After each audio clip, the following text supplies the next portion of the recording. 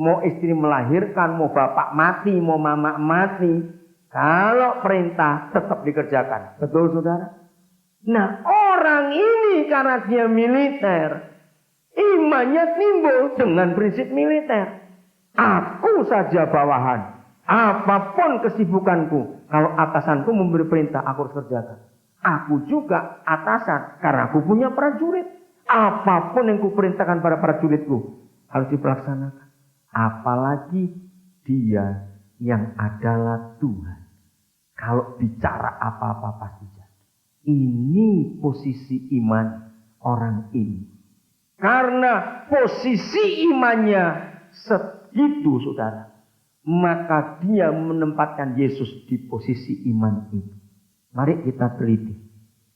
Sulit pada waktu itu Yesus diposisikan sebagai Tuhan itu sulit. Mengapa? Sebab Yesus belum naik ke surga. Yesus Tuhan kita memiliki posisi setinggi yang dimiliki oleh pengertian perwira ini. Itu seharusnya terjadi setelah dia naik ke surga. Karena setelah dia naik ke surga, Bapa mendudukkan dia di sebelah kanannya. Disitulah Yesus jadi Tuhan segala Tuhan dan Raja segala Raja. Tapi waktu ini terjadi, Yesus mati saja belum. Berarti dia belum dikubur, dia belum bangkit, saudara. Ini yang saya kagum sampai hari ini. Dari mana orang penjajah ini dapat iman setinggi itu? Pertanyaannya hari ini. Yesus saudara posisikan sebagai apa? Maaf. Banyak orang Kristen memposisikan Yesus hanya sebagai pembuat pesugihan. Banyak orang Kristen menjadikan Yesus hanya tempat cari kekayaan saja. Saya pesan, kalau Kristenmu model gitu, nggak usah cari Yesus. Pergilah Gunung Kawi, pasti kaya kan. Betul, nggak usah cari Yesus kalau cuma ingin cari kaya. Awas.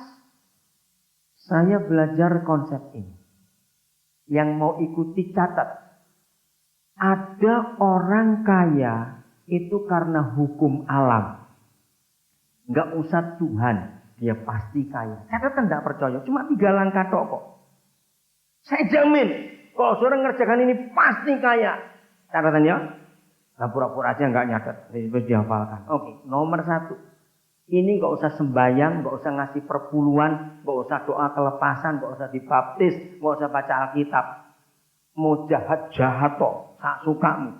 Pokoknya kalau 3 ini engkau lakukan, engkau pasti kaya. Nggak usah Tuhan. 1, dapat warisan. Lalu apa nih gak soge? Betul tidak? Betul-betul nggak usah sembahyang. Nomor 2, rajin. Sudahlah. Kalau yang lain buka jam 6, ini buka jam 4. Yang lain tutup jam 7, tutup jam 11. Apa nih gak sogi? Mau rajin kayak begitu. Udah, setelah dapat warisan, rajin. Tambah 3, medit. Catatan itu.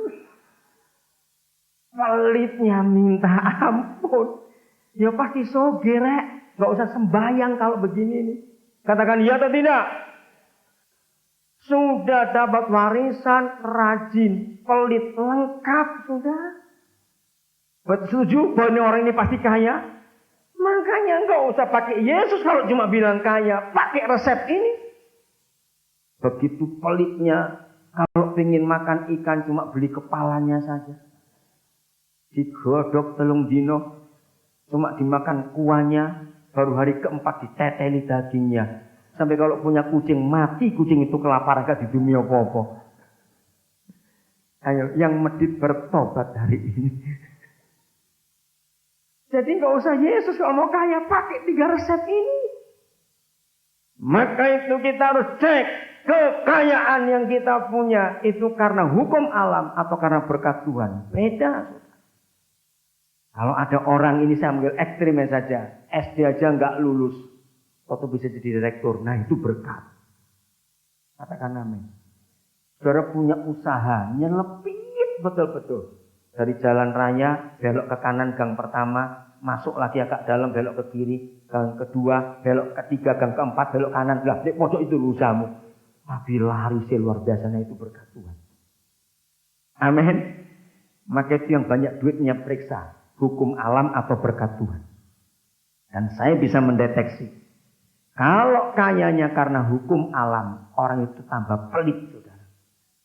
Tapi kalau kekayaannya karena berkat Tuhan, dia nggak akan pelit. Karena dia tahu ini dari Tuhan semua. Kalau karena jeripayanya, genggemir wapat. Istilah orang Gresik ini, saya ingat zaman dulu masih kecil. Maaf ini kalau biar ada kacangnya dicudik ini. Maaf. Karena begitu pelitnya. Ayo jujur, yang pelit-pelit itu bertobat hari ini. Yesus belum mati, belum dibangkit dan belum naik ke surga. Saudara, saya mau tunjukkan fakta. Orang Kristen yang tidak beriman. Aneh bukan? Seharusnya semua orang Kristen disebut orang beriman. Tapi ada orang Kristen tidak beriman. Orang Kristen yang tidak beriman itu pasti suka marah. Catat ini baik-baik. Maka dia masih suka marah. Dikit-dikit marah. Dia tidak pernah punya iman kepada Yesus. Mengapa saya bisa mendefinisikan itu? Karena dia menganggap Yesus nggak sanggup. Biar aku yang beresin. Maka itu dikit-dikit marah. Dikit-dikit marah. Dikit-dikit tersinggung. Bertobat yang suka tersinggung, yang suka marah. Engkau nggak beriman kepada Yesus.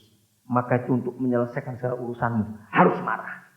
Orang kayak gitu tuh tak doa lo cepat mati saja sudah. Dia bikin susah orang lain. Ya betul enggak? Orang suka marah itu jahat, saudara. Dikit-dikit marah, dikit-dikit marah. Kejam sekali. Karena dia sok, dia merasa hebat. Kalau orang yang suka marah enggak cuma beriman. Dan bukan cuma itu. Orang yang suka marah itu orang yang paling sombong sedunia. Kenapa? Karena dia merasa dirinya paling baik. Maka itu semua orang dimarahi. Betul? Pintas nih orang kayak gitu. Nah, yang suka marah bertobat hari ini.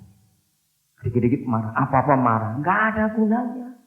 Oke, jadi iman perwira ini setinggi itu.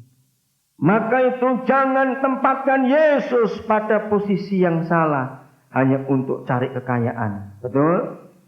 Apa buat saudara Yesus hari ini? Tanyakan. Masih ingat peristiwa di Kaisaria Filipi? Yesus bertanya kepada mereka, menurut kamu, aku ini siapa? Apa menurut kamu? Ada yang berkata Yeremia, ada yang berkata Yohanes Pembaptis. Saudara, pertanyaan itu penting.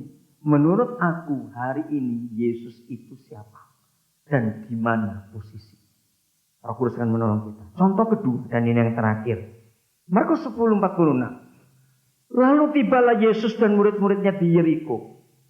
Dan ketika Yesus keluar dari Yeriko bersama-sama dengan murid-muridnya. Dan orang banyak yang berbondong-bondong. Ada seorang siapa? Pengemis. Aduh kasihan, sudah pengemis buta lagi. Bernama Bartimius, anak Timius duduk di pinggir jalan. Sama kisahnya. Ketika apa?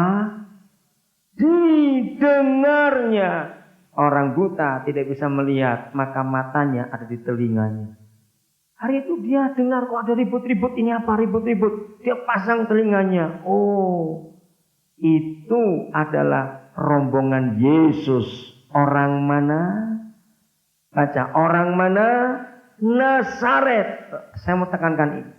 Jadi Bartimius pengemis buta ini sadar dan sangat tahu bahwa Yesus itu orang Nazaret. Mulailah ia bagaimana? Berseru. Yesus anak Daud, kasihanilah aku. Saya nggak baca selanjutnya kisah ini. Bagi yang belum pernah tahu nanti baca di rumah. Saudara, ini cara belajar lagi. Saya dibuat tanya oleh Roh Kudus. Jelas-jelas Bartimius tahu kalau Yesus itu orang Nazaret. Betul. Tapi mengapa waktu dia berseru bukan Yesus orang Nazaret, tapi Yesus siapa? Anak Daud. Berarti ada perbedaan antara Yesus orang Nazaret dan Yesus anak Daud. Kalau tidak ada perbedaan, maka si buta ini nggak akan menyebut beda. Nah, di sini Roh Kudus menuntun saya untuk mencari apa beda. Masa itu seluruh penduduk Israel tahu Yesus itu orang Nazaret, bukan orang Betlehem. Mengapa? Karena waktu Yesus bertumbuh besar itu di Nazaret, tempat ayah ibunya secara manusia mencari nafkah. Sebagai apa? Yusuf tukang kayu. Mereka tidak kenal kalau Yesus ini orang Betlehem. Tidak kenal. Karena taunya dari Nazaret. Dan siapa yang memberitahu si buta ini? Karena yang melek saja nggak tahu kok. Apalagi yang picek. Istilah saya. Bagaimana dia bisa tahu ini orang? Bukan orang Nazaret tapi anak Daud. Ternyata Bartimius pernah mendengar. Yesus itu orang Betlehem dari keluarga Daud. Bukan orang Nazaret. Kalau Yesus disebut anak Daud, kasihani aku. Maka dia berseru sebagai Yesus sebagai Raja. Kalau Bartimius memanggil Yesus orang Nazaret, kasihanilah aku. Pasti Bartimius cuma dapat kursi, meja. Karena Yesus tukang kayu. Ngerti kebenaran ini, saudara? Nah, waktu kita panggil Yesus, Yesus. Jujur, siapa buat saudara Yesus? Orang Nazaret atau anak Daud? Beda. Kalau hari ini kita posisikan Yesus di tempat yang sesungguhnya, yaitu Tuhan segala Tuhan dan Raja segala Raja. Jangan memanggil dia dengan konotasi atau bayangan yang salah. Bagaimana kita bisa menempatkan Yesus di posisi yang tepat? Jawabannya cuma satu. Banyaklah mendengar firman-Nya tentang dia. Katakan amin. Makin banyak kita mendengar firman-Nya, kita makin dibawa. Tapi janji, jangan dengar firman tetangga tadi. Ingat. Dengar firman Yesus, jangan dengar firman orang lain. Jangan. Kalau itu terjadi, percayalah saudara, hidup iman kita akan berubah. Jujur, jangan bohong di hadapan Tuhan. Buat saudara dan saya, hari ini Yesus itu siapa?